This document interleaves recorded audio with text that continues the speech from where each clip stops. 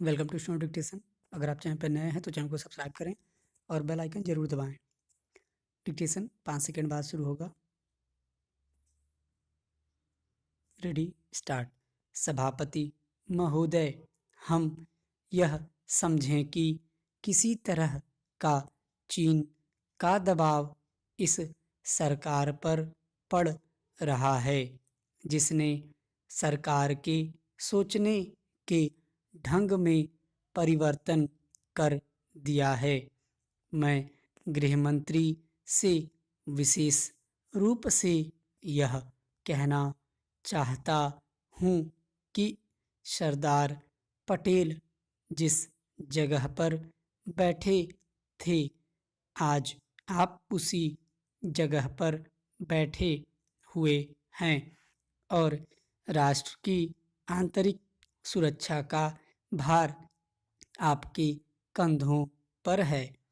इस प्रकार के प्रकाशन सरकार की दुर्बलता के सूचक हैं। दूसरी बात, मैं सांप्रदायिक दंगों के संबंध में कहना चाहता हूँ।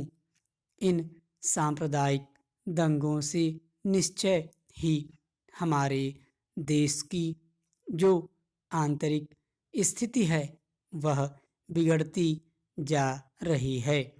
दुनिया के दूसरे देशों में हमारा देश बदनाम हो रहा है। सबसे पहले मैं गृह मंत्री महोदय से कहना चाहता हूँ कि अब जितने सांप्रदायिक दंगे हमारे देश में स्वतंत्रता के बाद हुए, गृह मंत्रालय इस बात की जानकारी ले कि इनका प्रारंभ कहाँ से होता है और कौन उनको प्रारंभ करता है। अगर इस देश का बहुमत उनको प्रारंभ करता है, तब तो मेरा कहना यह है कि बड़ी कड़ाई के साथ उन पर काबू किया जाना चाहिए।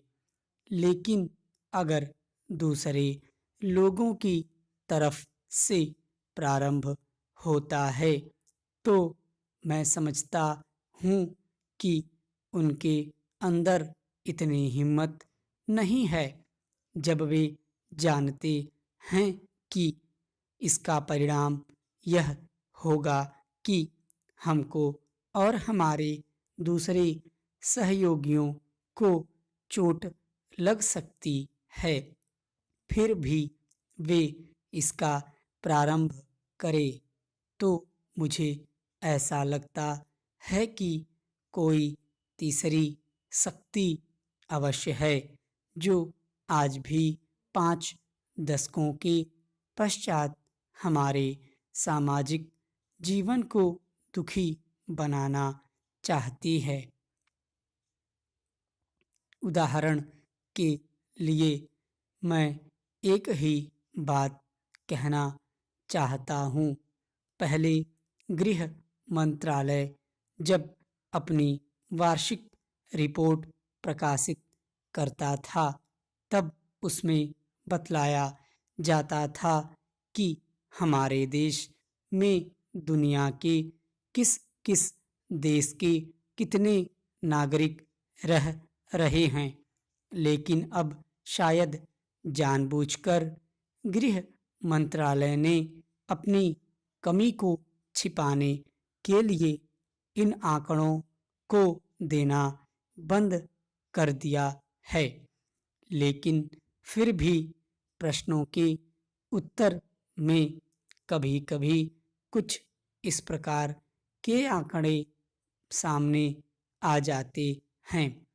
अभी हाल में जब यहाँ पूछा गया कि हमारे देश में पाकिस्तान के कितने नागरिक ऐसे हैं जो पासपोर्ट लेकर रह रहे हैं, तब उत्तर में सरकार ने बतलाया कि इस समय लगभग पासपोर्ट के आधार पर भारत में रह रहे पाकिस्तानी नागरिकों की संख्या लगभग 217,000 है। स्टॉप।